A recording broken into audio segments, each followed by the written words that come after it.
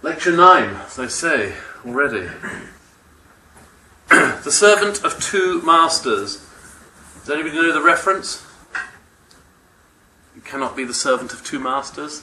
Anyone? That's Arlecchino. What's the English one? It is actually it was the title of a Italian comedic play from the 18th century, but also it's used in a few places in the Bible, both the Old Testament as its origins and New Testament specifically. We'll come on to it in a minute as a quotation, but for now this is what I think I decided we would look at tonight. I know I promised people Berber politics a long time ago, so we're going to look at Berbers as a political force in North Africa, because if they're a force anywhere in the world, they are a force in North Africa. And also women and gender politics. I want to do this here for three reasons. One, because it's very important in the region. Two, I didn't have another week available to put it in somewhere else. And three, because rather than repeat what you've read in Willis and Ishmael, which is the kind of party-level politics very often, I thought we could look behind the scenes, which I hope will prove to be most instructive. And then we'll offer some conclusions. So, the introduction. Let me stand aside so you can read it for yourselves. No man can serve two masters, for either he will hate the one and love the other, or else he will hold to the one and despise the other. Ye cannot serve God and mammon, or money. Well, this is from Matthew's Gospel and Luke's Gospel, exactly the same words in the Authorized Version or the King James Bible. And it's talking very specifically here, it's this whole idea about a love of money, root of all evil. Not money itself, but the love of. And here it was talking about giving to Caesar what belongs to Caesar and giving to God what belongs to God. So there's this idea that, who do you serve? Who is your master? And I think it's an interesting idea to put into your heads at the very beginning when we think about politics. I don't know in America the percentage of those who are registered with a political party, Republicans or Democrats, but there are very many people in the country, and all countries I would argue, who do not identify exclusively with a single political party, because their opinions change and also the political parties change. The Republican Party of the 19th century is not the same party as today in many ways, and the same would be true for the Democratic Party. I think that it's essential we understand in politics, we're talking again about people, whether it's Mohammed Bouazizi's mother or Mohammed Bouazizi for that matter. And these people have different phases in their lives. Different things are important at different times. To Mohammed Bouazizi, it was important that he could get access to money through selling fruit so that he could get married, start a family of his own, and provide for his siblings and for his mother, whose husband had died. At another stage in his life, if he was an older man, his political views may well change. What's important changes to each of us as we grow older. The question of religion and politics, I think, is a very interesting one. Back in the early 1960s in America, of course, when John F. Kennedy was around, people said, well, we can't have a Catholic as a president of America because he'll be running to Rome all the time and asking for the Pope's view on things. Well, now, we would have a wry smile and say, well, that's ridiculous. The same question came up with Mitt Romney running for office last year. Well, a Mormon president? Can we have such a thing? And, the debate moves on. Politics is not static, nor is religious affiliation in many cases, as we mentioned last week about religious groups coming forward.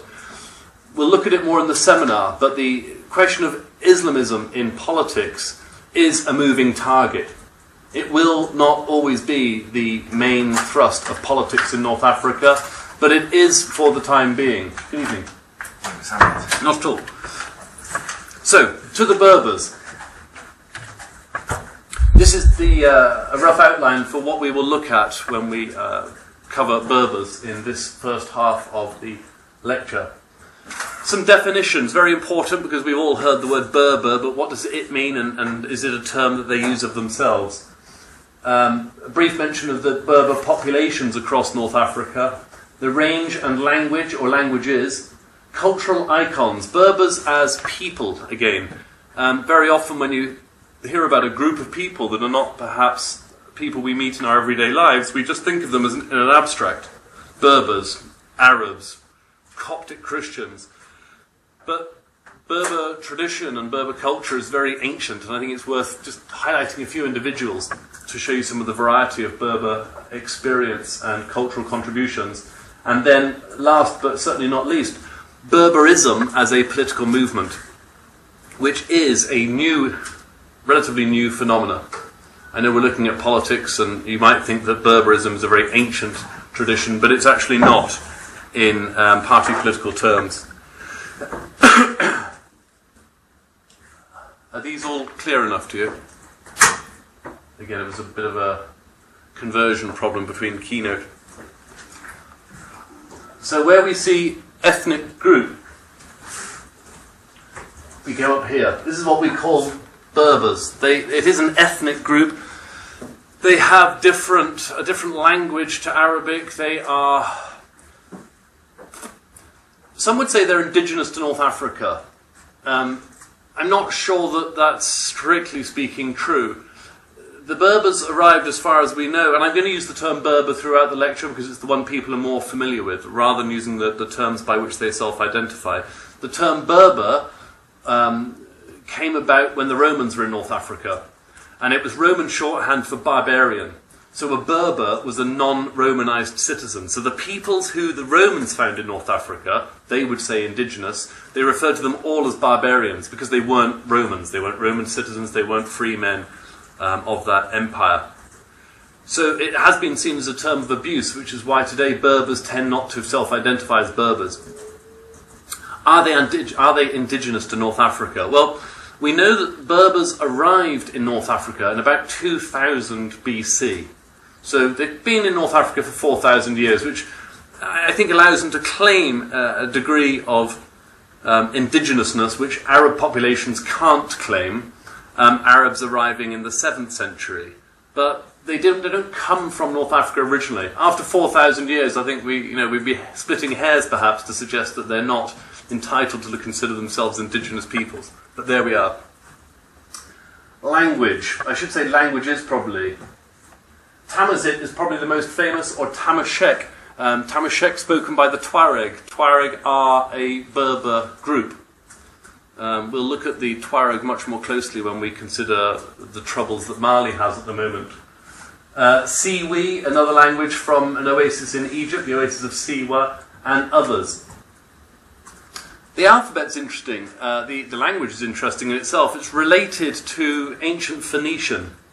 So, not unsurprisingly, I suppose, when you think that the Phoenicians arrived in North Africa, in the ancient empire of Carthage, later became Tunis, that whole area that the Romans called Ifriqiya, from whence we take the name Africa, was settled by Phoenicians.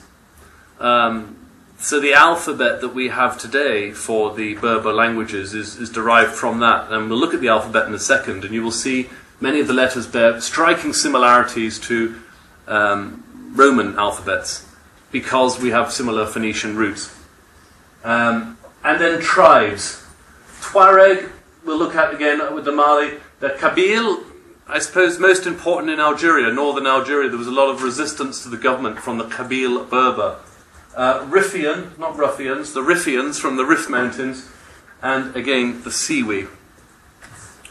Populations. Best estimate today, roughly 35 million Berber in the world. 35 million. All of whom, bar a small diaspora, are in North and, to a lesser extent, West Africa. Again, all of these slides will be up on the blackboard, so don't worry about jotting the figures down. The most important thing to notice is that it's in Morocco and Algeria that we have the greatest concentrations. And it's in Morocco and Algeria, as a result, where the Berbers form a large percentage of the population, albeit still minorities, that Berber politics has become more and more important since the 1980s. Before the 1970s, you would not hear people talking about Berber politics. People might identify as Berber because they spoke a distinct language. They didn't speak Arabic. but they didn't always look at themselves as being a political force. That is changing, or has changed since the 1980s. There's one other thing I wanted to mention regards language and scripts or alphabets. They do have their own alphabet, but the Berber languages can also be written in the Arabic script or Latin script. It just so happens that in the past generation or two, as Berbers have highlighted their differences from the native Arab populations, that they've started dropping Arabic script for writing the Berber language, and instead of which, most of them now write Berber in a Latin Western script. This is the range then and languages of the Berbers. The furthest east we find them is in the oasis of Siwa. I'm sorry about this formatting. I did check these earlier. This colour does not indicate that they all speak the same form of language, rather that these are the miscellaneous groupings that don't fit neatly into any of the others. And similarly, this massive area is not fully populated with millions and millions and millions of Tuareg. It's just that as a nomadic ranging people, this is the range of the language. The others that I mentioned are most important in Algeria. It's the Kabyle, the purple areas at the top here. Significantly, the areas close to the capital, so close to the traditional centres of power, closest to Algiers, and so most readily in the past 30 years able to rub up against and annoy the hell out of the powers that be. In Morocco, I suppose it's the Tamazight. This T should be at the end. It is in the original. When it goes online tomorrow, the T will be in the right place. This is thanks to the conversion of PowerPoint. In the Atlas Mountains in Morocco, it's very different to the situation in Algeria. In Morocco, they are furthest from the centres of power, which is why it has been suggested by some scholars repression against Berber has always been less significant. A, because they're harder to find up in the mountains, and B, because they're not rubbing up against the standard political authority in Rabat and elsewhere. This is an interesting group down here. Zanaga in West Africa, perhaps the smallest of all Berber populations today. But if you go back 700 years, they had an empire which covered all of this area. So around the time of the Mali Empire, you would have found those people free roaming across a much greater area. Just to show you again that empires and language groups rise and fall like anything else. So, this is the alphabet. I'll stand aside. It looks rather like a sort of code. If you found something scrawled on a rock somewhere, you might be trying to work out. You'll see things like the bottom left corner, the letter Yar, very similar to a capital Q. And then just to the right of that, 2 or 3 over, there is a kind of Q gone bad, with its tail sticking in the air there. And the yak, like a large C. So you see a lot of similarities between this alphabet, which, as far as we know, has been around since about 500 BC. So, some very, very striking similarities. Can you see the bottom right corner? There are 2 letters there called Yaz. One is a long Yaz with the bar across the middle of it, and one is a short Yaz without the bar across the middle. Don't worry, there won't be a test on Berber languages later, so you don't have to study it too much. I'm just letting your eyes adjust to these characters. But the short Yaz, the one with the sort of arms up and the legs out, if you like, that sort of figure, you'll see this used a lot in Berber. It's on the Berber flag now, which we'll look at in a while.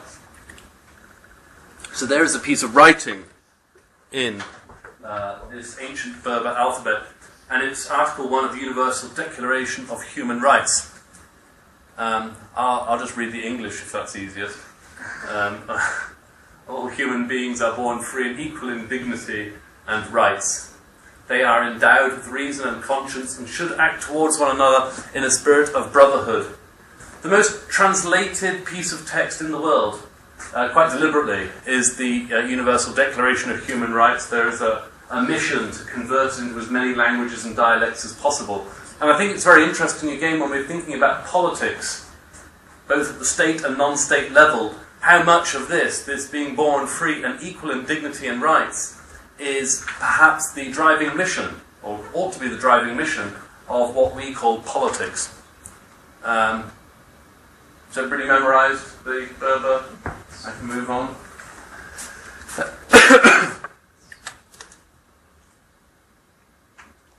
You notice on this young woman's forehead there's a tattoo.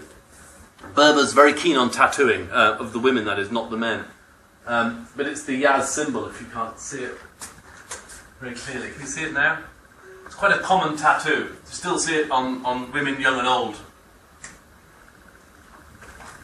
So this photograph was taken by one of two men, I'm not sure which, Leonard and Landrock, a very famous pairing of European photographers who were in Egypt, Tunisia and Algeria in the 19th and 20th centuries. And they went around taking thousands and thousands of photographs, most of which, or a vast majority of which, were of attractive women rather than ugly men. I don't know, just by chance one supposes. And very many of these photographs which Leonard and Landrock took, also the women seemed to be wearing no clothes for whatever reason. Now these photographs came back to Europe and established in the minds of Europeans an idea of Berber beauty, and they did tend to favour Berber subjects rather than native Arab subjects. And it was in support of something called the Berber myth, something which French colonial authorities were keen to promote. Many people in Paris saw Berbers as distinct from the Arabic populations. They have different language, different traditions, different way of organising their societies. And in some cases, the French tried to promote them as being better than the Arabs. They saw them as more civilized. Now, it was very interesting in the 19th century that the Berbers and the Arabs didn't recognize such a political division. The French were French, so they were the invaders in Algeria. And French attempts to promote Berberism, to try and promote Berbers as leaders of the country over the Arabs, failed. There was a campaign which still exists actually today. It's quite shocking what people will write still. But there are commentators today who still write about the Berbers as an oppressed minority who have only taken on Islam because they were forced to. Well, you know, maybe that was the case in the 7th century, but I think 13 or 1400 years later, it's difficult to make a case that we should liberate the Berbers from the yoke of Islam. And one would be very, very cautious before going down that path. But you do see people on the internet making such claims.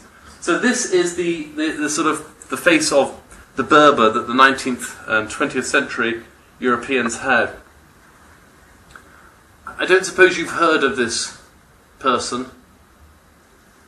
Have you all read Metamorphoses? I don't mean by Kafka, but this one. I mean, I'm not saying that Kafka stole the title. There's no copyright on titles for books, by the way, so if you want to call your next book War and Peace, go ahead. You have every right to do so.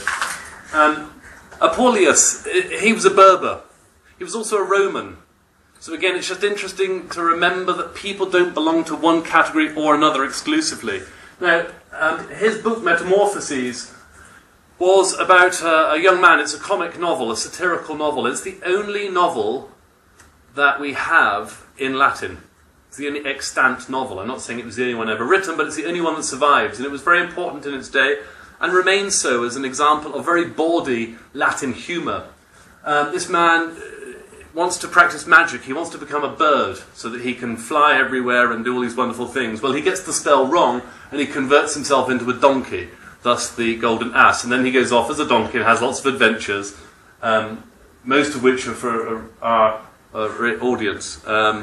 So, important though, as a North African, native Algerian, Roman author, still a Berber.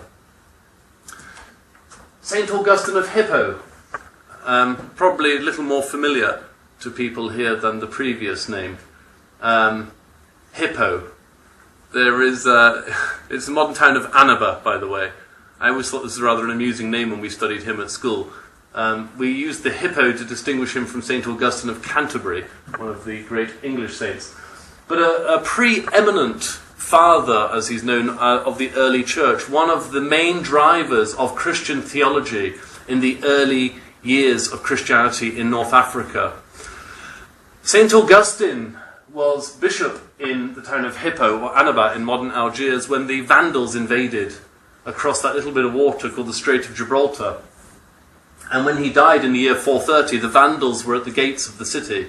And, he died, he was elderly and aged. I want to mention it very briefly, though, just because I always try to do my bit to rehabilitate the poor name that the Vandals have.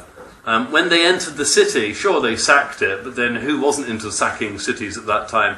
But they didn't destroy Augustine's church or his library, because the Vandals were also Christians, it must be remembered. They just happened to be Arians rather than of Augustine's mainstream faith. But they recognized the value of his learning, the learning of this native Berber father of the Christian church. Confessions, by the way, is the title of his autobiography. It's not anything more sinister than that. He wrote lots and lots of things. But Confessions is considered the first autobiography. Full stop.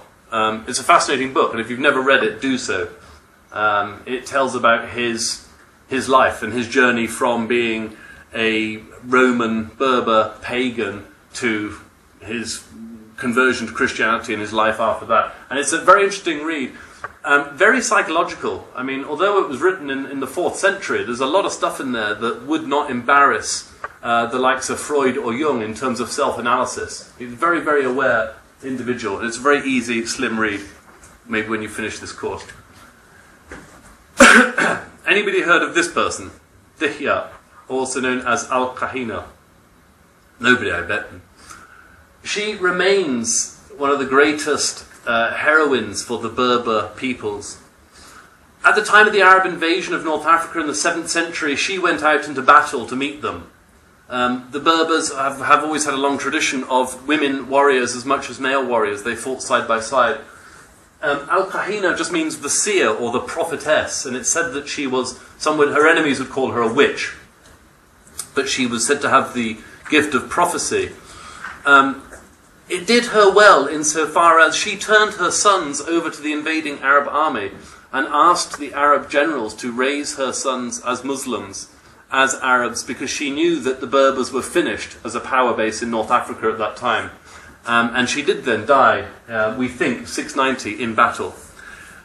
Some people say she was Jewish, some say she was Christian.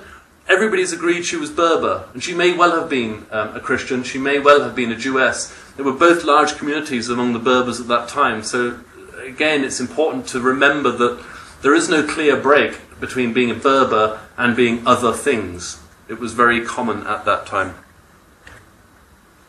Tariq ibn Ziyad, another famous Berber that nobody in the room's heard of. But you have, I trust, heard of Gibraltar. It's a big rock just at the south of Spain.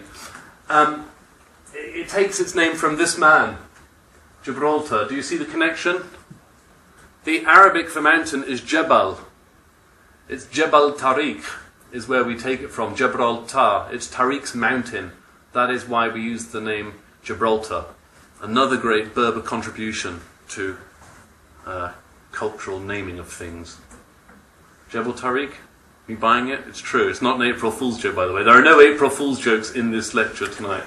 Not wittingly. Ibn Battuta, a name some of you may have heard of. The most famous traveller in the ancient world. His almost exact contemporary was Marco Polo, who made a lot of stuff up. Ibn Battuta didn't, and Ibn Battuta travelled about 70,000 miles in his lifetime, over 3 decades of travel. That's 3, some say 4 times the miles that Marco Polo covered. And if you haven't read his travels, then do so after the Confessions, or in either order. It's an excellent read. He goes as far as Mauritius, India, China, back home to North Africa. He's from Tangier, a native Berber from Tangier, thus a tangerine. There's a lovely book about him written called Travels with a Tangerine, and it's, just a comic title, but it's a good story. He travelled to Timbuktu, very interestingly. I'll probably draw him into our Timbuktu Mali lecture. He writes about it as being a very unimpressive, dusty town, because it was before it had achieved its greatness as the centre of the Mali Empire. So, a bit of pop culture.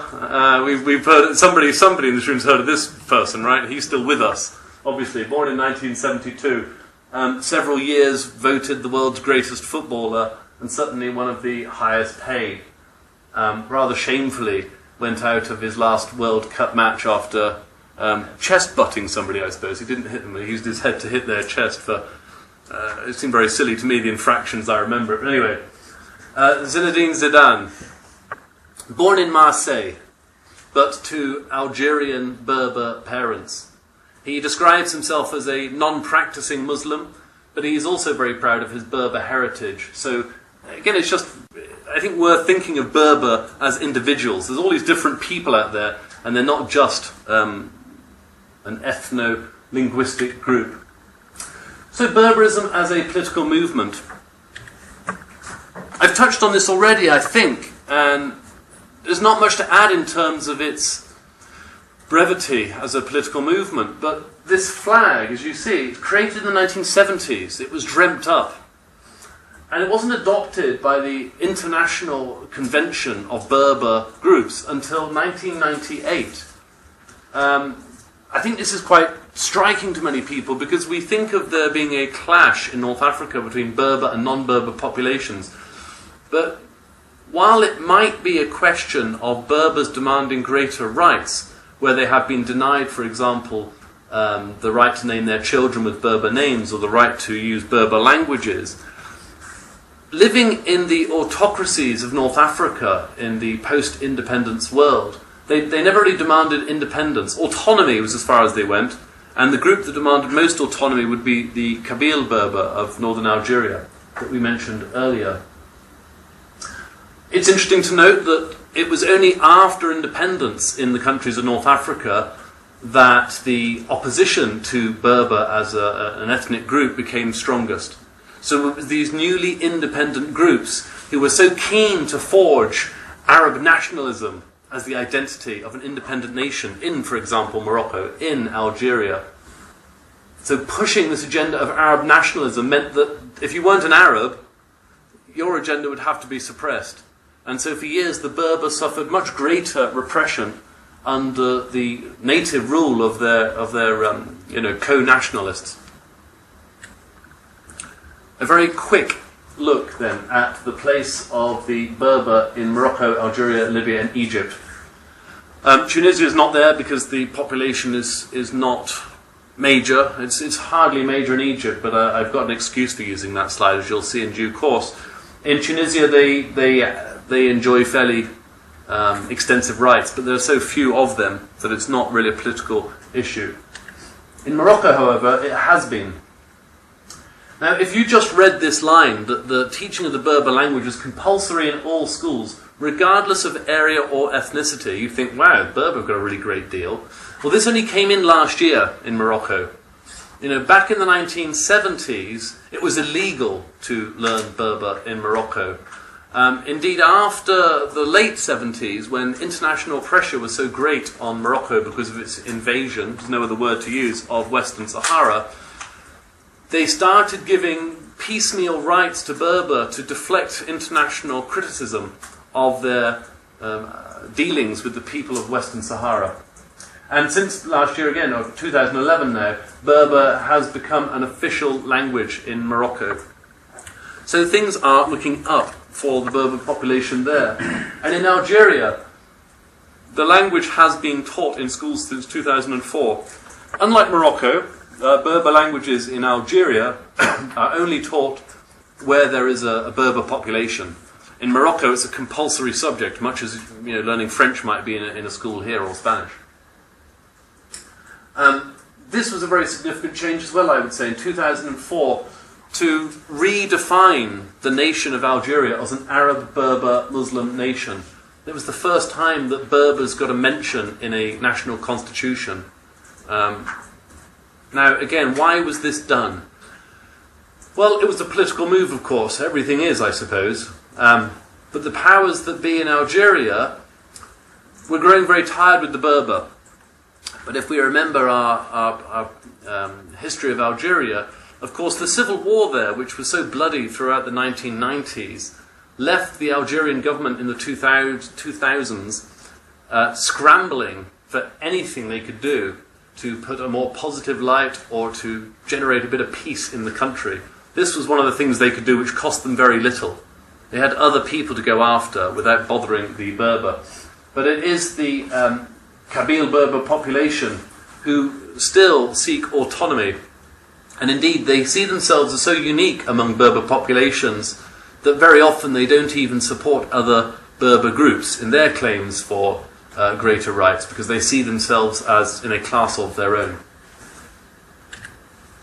In Libya, it was banned under Gaddafi. What's going to happen next is a little unclear. I use this quotation from the brother leader, though, 2008 message, just once again to highlight Gaddafi's particularly colourful turn of phrase, where it's a memo which was leaked, but under the WikiLeaks thing, where he wrote to the leaders of the Berber Confederation, "You can call yourselves whatever you want inside your homes, Berbers, children of Satan, whatever, but you are only Libyans when you leave your homes." A rather unequivocal message there from the late Colonel Gaddafi. You really wonder what was going on in that man's mind some of the time, but there we are. In Egypt, a very small population, I say Berbers, they call themselves Siwans after the oasis. And I use this slide, he's a Berber, he's an old friend of mine, his name is Dash Dash. And Dash Dash used to take us off into the desert in his car. I noticed under his arm here it says the Sahara, and there's an arrow rather helpfully, so that's the way we used to travel in. They are very interesting in Egypt. The town of Siwa, the oasis of Siwa, is filled with Egyptian policemen, and the Egyptian policemen see themselves as Egyptians. The Siwans see these policemen as Egyptians, and the Siwans do not see themselves as Egyptians. They live on the border between Egypt and Libya, a border which has been closed now for 35 years. So the sister oasis of Siwa, Jabub, is just 30 miles away, but you have to travel 150 miles up to the coast and 60 miles across the coastal road into Libya, and then down another 150 miles because the border is officially closed. Of course, the Siwans don't worry about such a minor technicality as a border being closed, but it has been problematic of late because since the downfall of Gaddafi, a lot of the arms that have gone missing that are travelling east are coming over just this bit of border. So the area has seen a massive increase in the presence of Egyptian police and security forces, and it has increased tensions between the locals and those people coming from Cairo. It's not seen as a Berber problem yet in Siwa. Siwa is an extremely conservative place. When they had their elections, they voted in one candidate from the Muslim Brotherhood and one from the Salafi party. It's a place where women do not go out on their own. If they go out at all, they're covered head to foot in a sort of very colourful blanket and accompanied by male members of the family. So Siwans have never really been pushing for any form of autonomy. So I think that has allowed them to have a rather passive existence vis-à-vis the Egyptian state. Women, part 2. Another outline being chopped off by PowerPoint conversion. Some perceptions: voting rights, feminism in North Africa, health and education, first ladies, and politics today. It's at the bottom, you can't see it, trust me, it's there. If I say women in North Africa, women in the Middle East, what's the first picture that comes to your mind? Anyone? Scarf. Scarf. Good. Fine. Anybody else? Everybody's thinking scarves now, aren't they? It's that game where you put a word into somebody's house. You can't possibly see a woman there without a headscarf coming into mind.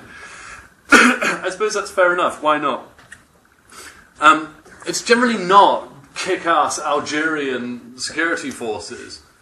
In Tunisia and in Algeria, Morocco, in Libya indeed, they all use a number of female security officers, police, and in certain segments of the army. It's not the typical view of women in North Africa or women in the Middle East. And some people would argue that it's done just for show. I don't think that's the case. They're very interesting. During the whole Arab uprisings thing, there were so many women protesters on the street that a lot of the police felt uncomfortable, male police felt uncomfortable, tackling women and cuffing them. So the female police obviously were used to meet the female protesters. it's a complicated thing going on. This is, a more typical idea, 19th century ideas of harems in North Africa. Women all sequestered, all locked up, all, just waiting around eating Turkish delight, I suppose, and playing lutes and waiting for their master's bidding. And then there's this. We're going back to the territory of the brother leader again here. These are some of Colonel Gaddafi's, what he called his Amazonian guard. There were some 300 personal bodyguard, many of whom came from outside of Libya. But he did recruit a lot of Libyans. There were the Libyans there. There were women from Eastern Europe and a lot of Cubans. So a number of the countries that he had particularly close relations with. And they came in a variety of uniforms, not least the brother leader, of course. So it's rather unfortunate, I think, that Gaddafi's take on his Amazonian guard probably set back the cause of women's rights to serve in the police and armed forces of other countries in North Africa, because they were a bit of a laughing stock. So voting rights. Women can vote across North Africa, and they have been able to since these dates. Morocco 63, Algeria 62, Tunisia 56, Libya 64, Egypt 56. Just for comparison, in America, voting age, voting for women was introduced in 1920. In England, it came in partly in 1918, and then fully for anybody over the age of 21 in 1928. In France, women didn't get the vote until 1944. And in Switzerland, it wasn't universally given until 1971. I'm just throwing it out there, just to put the idea into your head that there are bits of North Africa where women had the right to vote very soon after, and indeed before, they did in parts of Europe. And we tend not to think of Switzerland as an awfully repressive place, but there we are. They have local laws which they will want to enforce. What do we notice about the dates within a few years? Independence, right. That was the big driver. It should also be pointed out, though, that while we're considering women and their right to vote in North Africa, it also came in for men at the same time in many of these cases. So it wasn't as though all the men of North Africa had been happily voting away for hundreds of years. As was also the case when we look at the Western models. In Britain, for instance, in 1928, there was universal suffrage for the first time, but only if you were over 21. Before that, you had to be a property-owning male to get the vote. But it was certainly on independence that was a big push for a degree of equality which certainly had not existed in politics in North Africa before independence. This is a central date. I'm just going to focus for a few minutes on Egypt and the feminist movement in Egypt. Time does not allow us to do a survey of the feminist movement in every country of North Africa, but it's most important in Egypt because it has driven the agenda in the other countries of North Africa. So the 16th of March 1919, 300 women marched against British rule in Egypt. Three things to say about this. One, there were just 300 of them in this protest. Okay, it seems like a small number. But I think for the first march of any new group coming out as political actors, it's not a bad showing.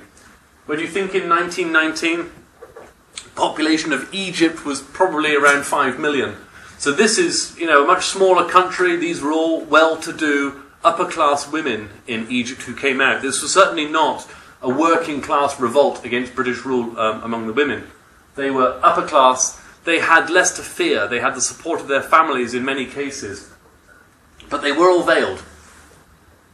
They weren't coming out to demand equal rights. It was a nationalist drive. And the reason they went out onto the streets was that they said it would do them no end of good to be shot. If the British came out and started shooting women, could you imagine the upswell of support for nationalism in Egypt? And so their agenda was not one of feminism. However, when these women came out onto the street, it did encourage ideas of feminism, which were also growing in America and Europe at the time, to spread. So one element of politics can lead to another.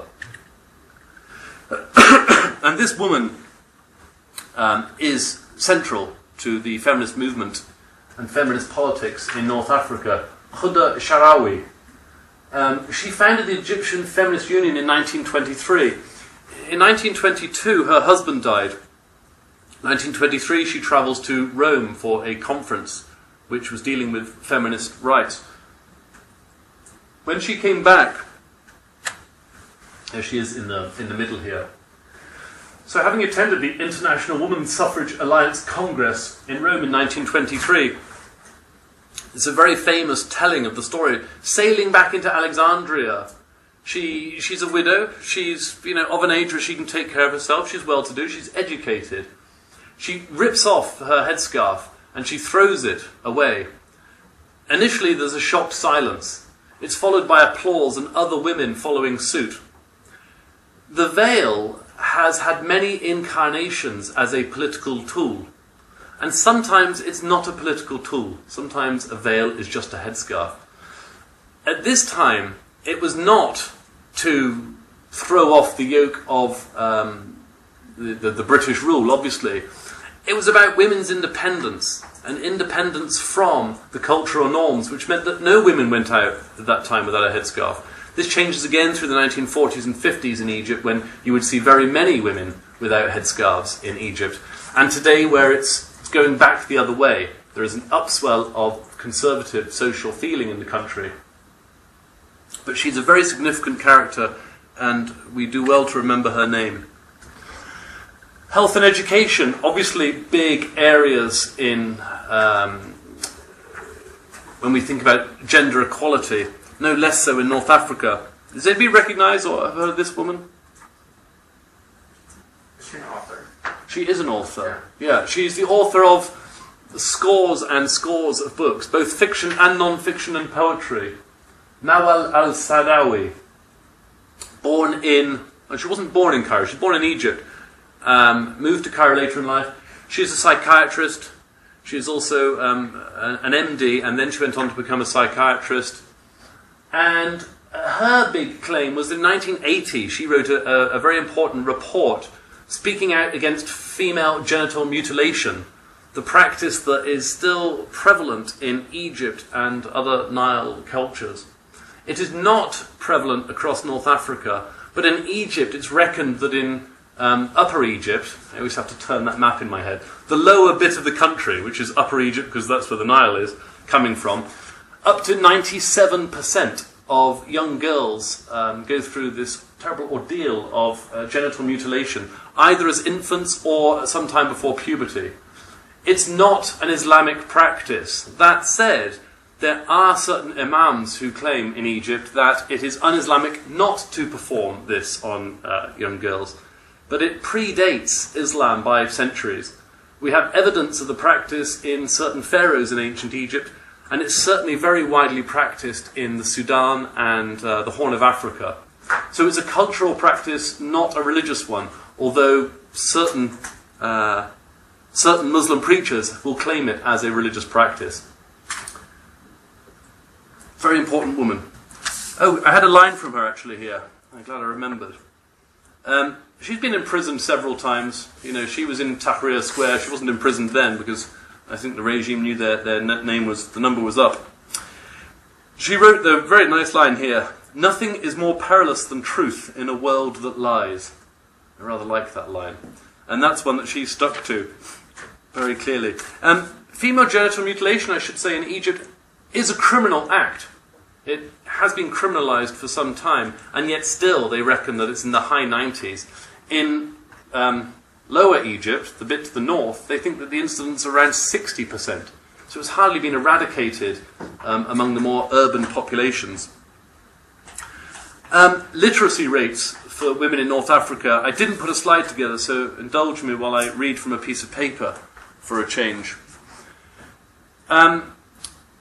You won't be surprised to hear that literacy rates for women are lower than those for men in North Africa. I know it's a horrible thing, but I don't suppose anybody is shocked to understand that they are lower.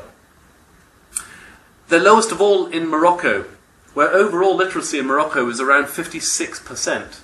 For women it's only 44%. The country with the highest literacy rate in North Africa is Libya.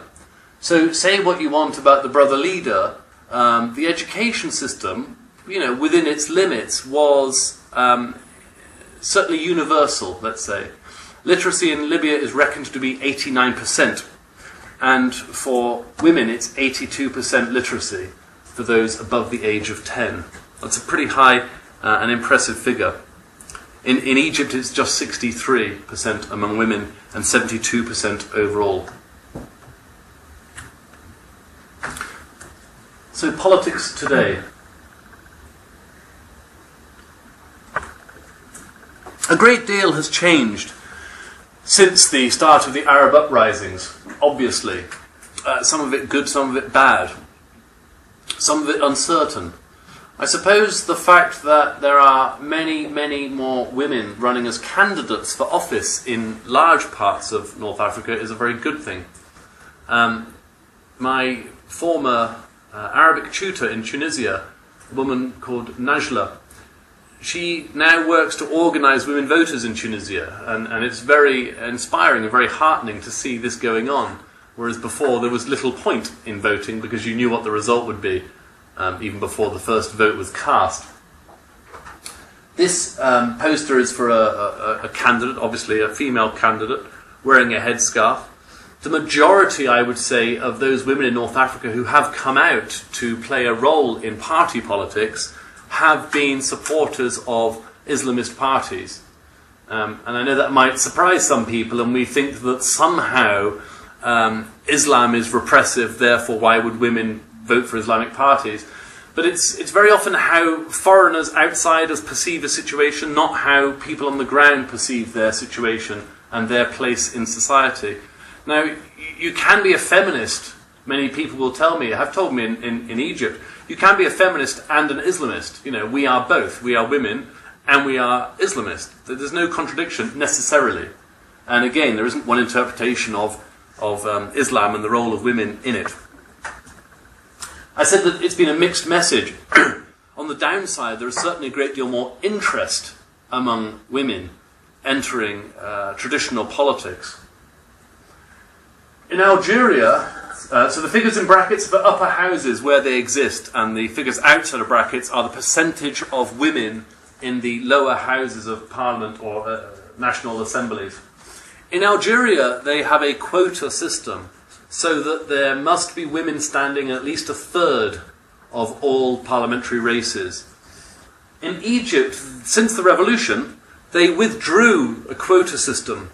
And you can see that the figures, you can't see what it's dropped from, but it used to be in the tens, so 12-13% of members of parliament in Egypt were women. Since the revolution, since the government have got rid of quotas for women standing, it's dropped to a rather shameful 2% of parliamentarians in the lower house in Egypt are female, and 4% in the upper house. These photographs are all from Libya, from the election in July of last year.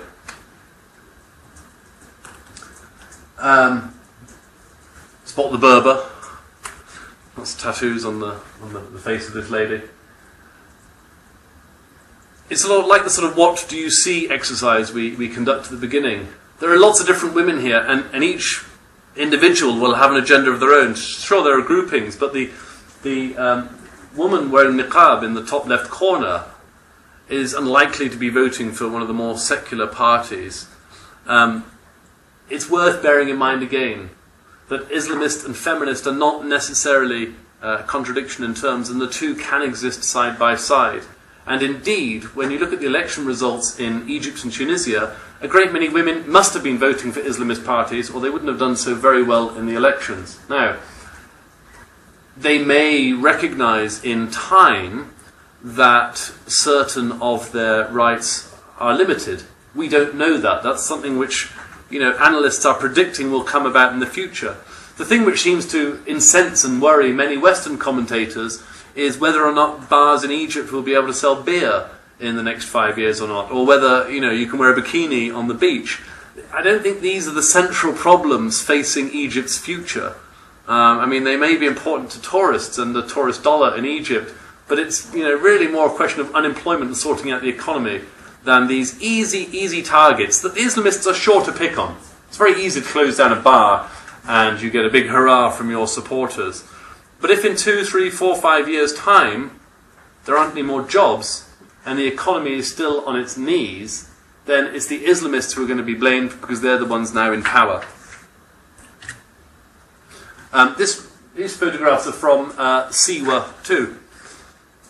This, I don't know who the woman is, not just because she's heavily veiled, but she was a candidate for the An-Nur, or Light Party, Party of Light, I suppose, which is the Salafist party. Very conservative. So if you think that, there's a contradiction again between the extremely conservative Salafi parties and them having no support among women in the region, think again. 3 conclusions I would like to offer. And I hope these are conclusions which you have all reached on your own as we've gone through these 2 very large areas. Most politics does not take place in voting booths.